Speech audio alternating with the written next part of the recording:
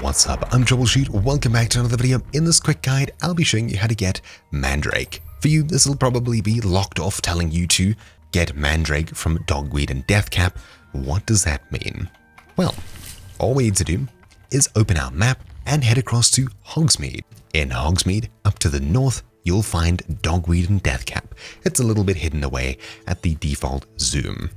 So we'll travel to West Hogsmeade, the closest teleport point. In fact, we could have gone to the north one, but anyways, there's the north one. I just haven't activated it yet. We need to run up to Dogweed and Deathcap here. Inside of Dogweed and Deathcap, we'll talk to Beatrice, and the first time you do, you'll get a whole long speech about random things. I've already bought them, but at the very bottom, you'll find Mandrake. At the very top, there's also Mandrake Seeds, or at least I'm pretty sure. I've bought both of these in this case, so neither of them are showing here for me. Probably in the morning they'll show. Anyways, at this point, you're free to grow your own, and of course, buy more from here. So anyways, thank you all for watching this quick guide.